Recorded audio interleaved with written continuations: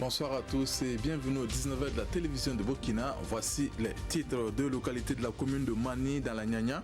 Bientôt relié par une piste rurale d'une trentaine de kilomètres, le conseil régional par ce acte entend œuvrer au désenclavement de la région. Plus de 600 millions de francs CFA ont été mobilisés pour cette piste qui est la première d'une série qui devrait aboutir à la construction de plus de 170 km de pistes rurales dans la région de l'Est. Et puis avec un taux de prévalence du VIH-Sida de 2,29% en 2018, la région de l'Est était classée deuxième au plan national. Et pour y remédier, l'association Zemstaba brandit l'arme de la prévention. Elle a initié pour cela une campagne de dépistage dans la commune de Tibga à une cinquantaine de kilomètres de Fada Ngourma. 33,5 km, c'est la distance de la piste qui sera bientôt réalisée pour désenclaver deux localités dans la commune rurale de Mani, dans la Nyanya, estimée à 600 millions de francs CFA. Cet ouvrage est le premier d'une série qui va à terme permettre la réalisation de plus de 170 km de pistes rurales dans la région de l'Est. Le lancement des travaux a été donné par le président du conseil régional de l'Est, Assami Kabore, Ibrahim Sanou. Les populations de Siedougou et de Gongourgou dans la province de la Nyanya sont en fête. Une piste rurale de 33 km 500 va désormais relier ces deux villages de la commune de Mani. Réalisé par le conseil régional de l'Est et ses partenaires, l'ouvrage va coûter environ 600 millions de francs CFA. C'est la première piste parmi la tranche de 33,55 km que nous allons réaliser tout de suite.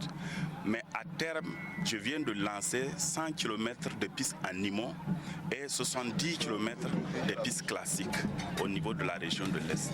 C'est vrai que nous sommes agressés de façon au plan tourisme, mais c'est pour dire aussi que malgré l'agression, nous devrons continuer à faire le développement. L'ouvrage va durer 4 mois et sera exécuté par la méthode IMO. Ainsi donc, en termes de main-d'œuvre, 236 personnes sont disponibles à Gongourgou et 783 à Siedougou. Notre satisfaction est totale parce que cette activité vient répondre aux besoins réels des populations. En plus, il y a un CSPS et donc ça va vraiment favoriser les déplacements des populations vers ce CSPS. Les populations sont prêtes pour accompagner parce qu'en plus de faire partir même des acteurs principaux même de la réalisation de la piste, on bénéficie de quelque chose qui viendra encore soulager ou lutter aussi contre la pauvreté. Et selon le président du conseil régional de l'Est, l'insécurité que connaît la région ne saurait ébranler les actions de développement. C'est pourquoi le conseil a formé durant une semaine à Bogandé les différents chefs de chantier sur les enjeux de cette réalisation. Le maire de la commune de Fada apporte du soutien aux élèves déplacés qui suivent les cours dans un collège d'Ampron dans sa ville. Il a ainsi saisi l'occasion pour offrir du matériel de fourniture à 3 circonscriptions d'éducation de base et à 3 collèges d'enseignement général de la commune. Coût total de ces dons, plus de 36 millions de francs CFA. Justin Tiendrobego et Ibrahim Sanou. Les CG de Nagré et de Natia Bouani prennent désormais cours dans ce collège privé de la ville de Fadangourma. Pour sauver l'année scolaire face à l'insécurité, le conseil municipal a décidé de délocaliser toute l'administration. Plus de 300 élèves déplacés y prennent cours. Aujourd'hui, ils reçoivent la visite du maire. Si nous sommes ici, c'est grâce au conseil municipal et comme on dit, tout n'est pas parfait. Il y a des doléances en tout cas qui existent. Voilà, comme je pense qu'avec son arrivée, on pourra aussi échanger sur ces questions-là afin d'améliorer le bon fonctionnement de l'établissement. C'est pas simple, mais nous faisons avec et nous avons eu l'occasion d'échanger avec les élèves.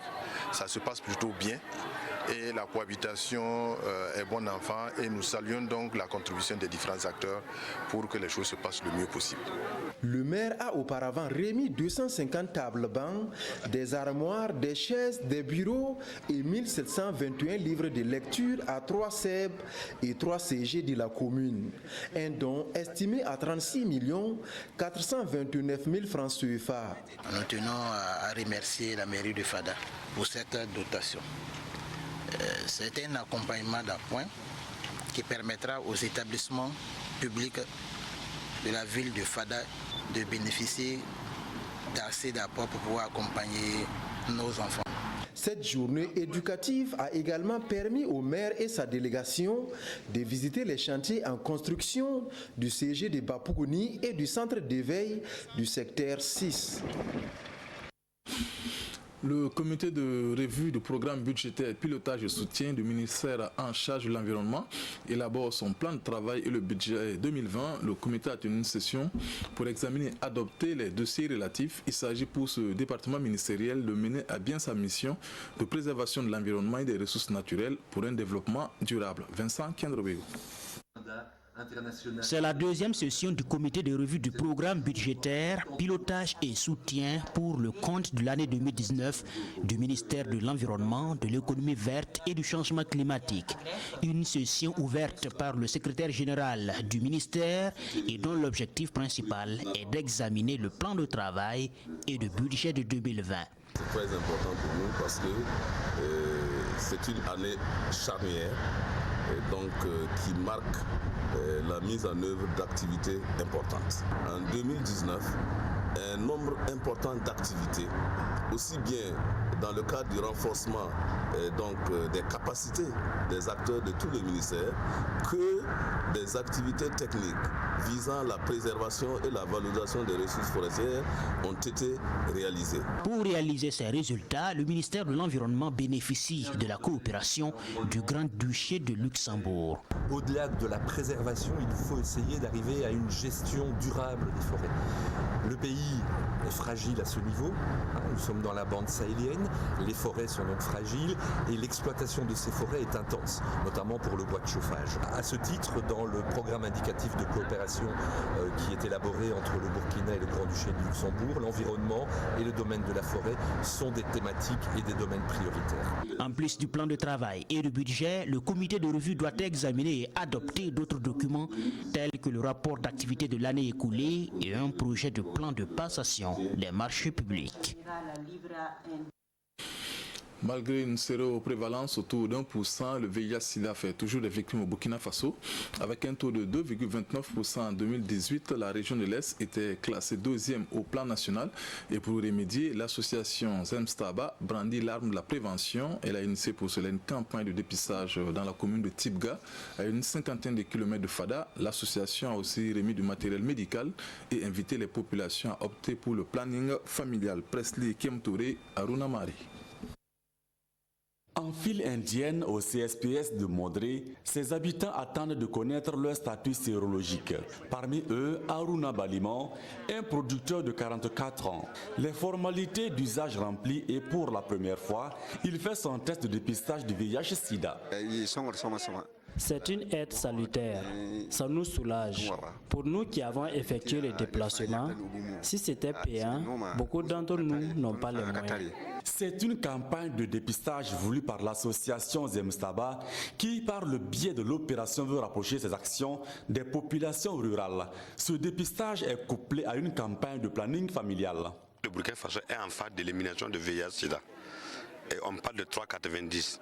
Le 3,90, il faut aller où on n'a pas l'habitude d'aller pour faire le dépistage. Pour la planification familiale, vous avez entendu parler, et durant le mois le mois de décembre uniquement, le major a confirmé, il a fait au moins 39 accouchements. Pour travailler, sensibiliser la population à faire l'espacement des naissances. Là, le Burkina pourra bien calculer, on pourra bien gérer ce qu'on doit gérer aussi. Je pense que c'est une joie pour le ministère de la Santé de pouvoir assister donc à de telles cérémonies et qui permettent d'améliorer la santé donc des populations de Modré. Une occasion saisie par l'association pour offrir du matériel médical d'une valeur estimée à 1 million de francs CFA au CSPS de Modré. Il était une fois le Nabasga où l'autorisation donnée aux populations de consommer les nouvelles récoltes, un rituel qui, même s'il est symbolique avec l'évolution de nos sociétés, a encore droit de citer. À Modré, dans la commune de Tibga, la tradition a encore été respectée. Ce 13 janvier, le chef coutumier de la localité a tenu son Nabasga. Presley Kemtouré, Aruna Mari. Massées devant la cour royale, les populations de Modré célèbrent le Nabasga, une fête coutumière de leur village. Au-delà du festif, c'est la perpétuation de valeurs ancestrales à chaque récolte pour implorer les ancêtres pour une prochaine campagne agricole plus prometteuse.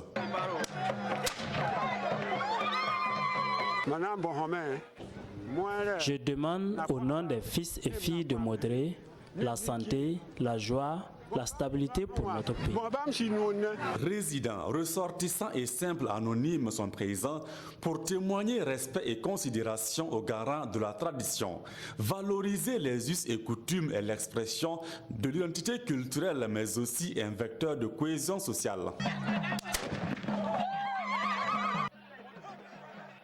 C'est très important, puisque ça nous réunit et ça nous garde le vivre ensemble de tous les jours.